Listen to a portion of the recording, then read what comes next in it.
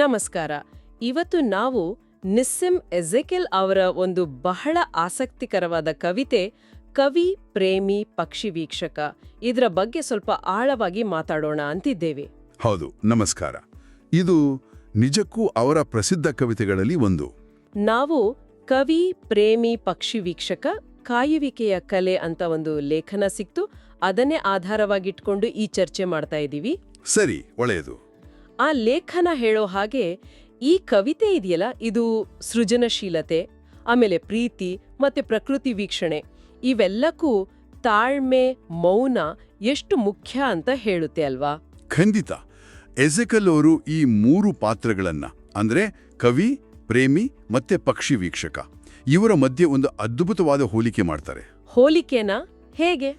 ಅಂದ್ರೆ ಅವರೆಲ್ಲರೂ ತಮ್ಮ ಬಯಕೆಗಳನ್ನ ಆತುರದಿಂದ ಪೂರೈಸ್ಕೊಳ್ಳೋಕೆ ಹೋಗ್ಬಾರ್ದು, ಬದಲಿಗೆ ಸರಿ ಹೊತ್ತು ಬರೋವರೆಗೂ ಮೌನವಾಗಿ ಗಮನವಿಟ್ಟು ಕಾಯ್ಬೇಕು ಅಂತ.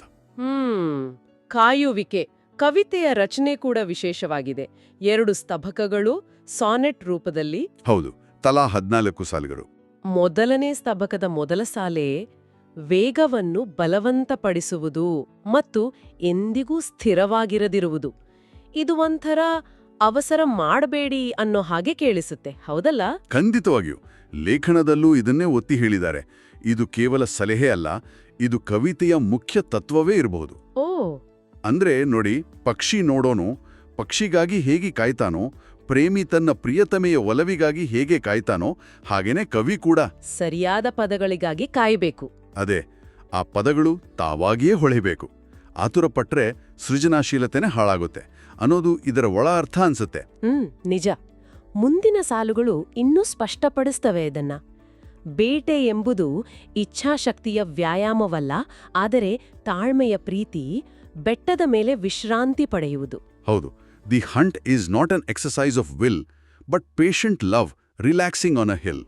ಇಲ್ಲಿ ಬೇಟೆ ಅಂದ್ರೆ ನಾವು ಅಂದುಕೊಳ್ಳುವ ಹಾಗೆ ಪ್ರಾಣಿ ಹಿಡಿಯೋ ಬೇಟೆ ಅಲ್ಲ ಅಲ್ವಾ? ಖಂಡಿತ ಅಲ್ಲ. ಲೇಖನದಲ್ಲೂ ಇದನ್ನ ವಿಶ್ಲೇಷಿಸಿದ್ದಾರೆ. ಇದು ಒಂಥರ ಸೌಮ್ಯವಾದ ಗಮನ, ಯಾವುದೋ ಒಂದರ ಮೇಲೆ ಆಸಕ್ತಿ ವಹಿಸೋದು, ಬಲವಂತವಾಗಿ ಅದನ್ನ ಪಡೆಯೋ ಪ್ರಯತ್ನ ಅಲ್ಲ. ಭಯಗೊಂಡ ರೆಕ್ಕೆ ಅಂತ ಒಂದು ಪದ ಬರುತ್ತೆ. ಹೌದು, ಅದು ಬಹಳ ಸೂಕ್ಷ್ಮವಾದದ್ದು. ಅಂದ್ರೆ ಸ್ಫೂರ್ತಿ ಅನ್ನೋದು ಹಾಗೇನೆ, ಅದು ತುಂಬಾನೇ ನಾಜೂಕಾದದ್ದು. ಅದನ್ನ ಬೆನ್ನಟ್ಟಿ ಹಿಡಿಯಕ್ಕಾಗಲ್ಲ, ಅದು ತಾನಾಗೇ ಬರಬೇಕು. ನಿಜ. ಆಮೇಲೆ ಪ್ರೇಮಿಯ ಸೌಂದರ್ಯ ಅಥವಾ ಕಾವ್ಯದ ಪದಗಳು, ಅವು ಮನಸ್ಸನ್ನ, ದೇಹವನ್ನ, ಆತ್ಮವನ್ನ ಹೇಗೆ ಕಲಕುತ್ತವೆ, ಒಂಥರ ಏಕ್ ಅಂದ್ರೆ ನೋವನ್ನು ಉಂಟು ಮಾಡ್ತವೆ ಅಂತಾನೂ ಹೇಳುತ್ತೆ. ಹೌದು, ಆ ಸೌಂದರ್ಯ ಅಥವಾ ಸ್ಫೂರ್ತಿಯ ತೀವ್ರತೆ ಹಾಗಿರುತ್ತೆ. ಅದನ್ನ ಬಲವಂತವಾಗಿ ಹಿಡಿದಿಡೋಕೆ ಸಾಧ್ಯವಿಲ್ಲ, ಅದು ತಾನಾಗಿಯೇ ತೆರೆದುಕೊಳ್ಳಬೇಕು.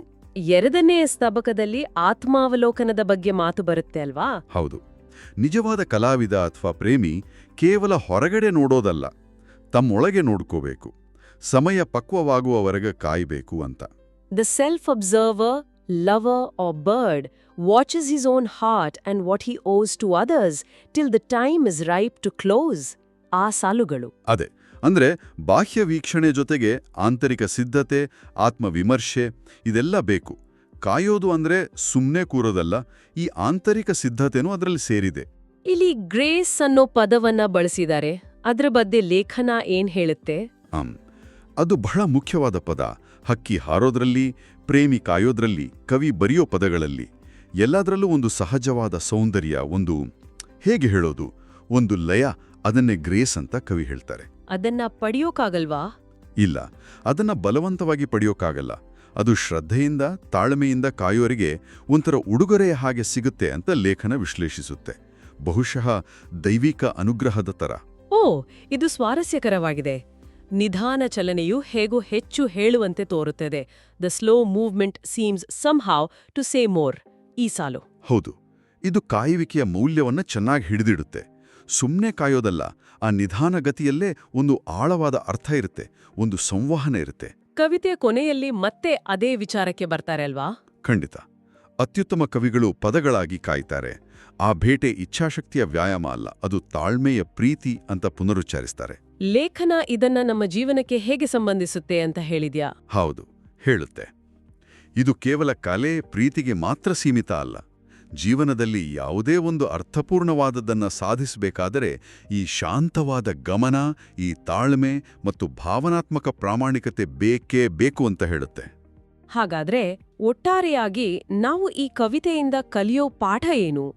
ಕವಿ, ಪ್ರೇಮಿ, ಪಕ್ಷಿ ವೀಕ್ಷಕ ಅಂದ್ರೆ ಕೇವಲ ಕವಿತೆ ಅಲ್ಲ. ಅದು ಜೀವನದಲ್ಲಿ ಕಾಯುವ ಕಲೆಯ ಬಗ್ಗೆ ಒಂದು ದೊಡ್ಡ ಪಾಠ. ತಾಳ್ಮೆಯಿಂದ, ಒಳಮನಸ್ಸಿನ ಸ್ಥಿರತೆಯಿಂದ ಬರೋ ಪ್ರತಿಫಲಗಳು ಅವು ಒಂದು ಒಳ್ಳೆಯ ಕವಿತೆಯಾಗಿರ್ಬೋದು, ಅಥವಾ ಒಂದು ಹಕ್ಕಿಯ ಹಾಡಾಗಿರ್ಬೋದು, ಅಥವಾ ನಮ್ಮ ಪ್ರೀತಿಪಾತ್ರರ ನಗುವಾಗಿರ್ಬೋದು. ಅವು ತುಂಬಾನೇ ಆಳವಾದವು, ಹೆಚ್ಚು ಮೌಲ್ಯಯುತವಾದವು ಅಂತ ಎಜಕೀಲ್ ಹೇಳ್ತಿದ್ದಾರೆ. ಖಂಡಿತ. ಇದು ನಮ್ಗೆಲ್ಲ ಒಂದು ಪ್ರಶ್ನೆಯನ್ನ ಕೇಳೋ ಹಾಗೆ ಮಾಡುತ್ತೆ ಅಲ್ವಾ? ಏನು? ಈ ಕಾಯುವಿಕೆ ಕರೆ ಇದೆಯಲ್ಲ, ಇದನ್ನ ನಾವು ನಮ್ಮ ದಿನನಿತ್ಯದ ಜೀವನದಲ್ಲಿ, ನಮ್ಮ ಕೆಲಸಗಳಲ್ಲಿ, ನಮ್ಮ ಸವಾಲುಗಳಲ್ಲಿ ಹೇಗೆ ಅಳವಡಿಸಿಕೊಳ್ಳಬಹುದು? ಹೌದು, ಇದು ನಿಜಕ್ಕೂ ಆಲೋಚಿಸಬೇಕಾದ ವಿಷಯ. ಇದು ಕೇವಲ ಕವಿಗಳಿಗೆ, ಪ್ರೇಮಿಗಳಿಗೆ, ಪಕ್ಷಿ ನೋಡೋರಿಗೆ ಮಾತ್ರನಾ? ಅಥವಾ ನಮ್ಮೆಲ್ಲರ ಜೀವನವನ್ನ ಇದು ಉತ್ತಮಗೊಳಿಸಬಹುದಾ? ಈ ತಾಳ್ಮೆ, ಈ ಗಮನ, ಇದನ್ನ ನಾವು ಬೇರೆ ಕಡೆ ಹೇಗೆ ಬಳಸಬಹುದು? ಬಹುಶಃ ಇದರ ಬಗ್ಗೆ ಯೋಚಿಸೋದೇ ಈ ಚರ್ಚೆಯ ನಿಜವಾದ ಮುಂದುವರಿಕೆ ಇರಬಹುದು. ಖಂಡಿತವಾಗಿಯೂ.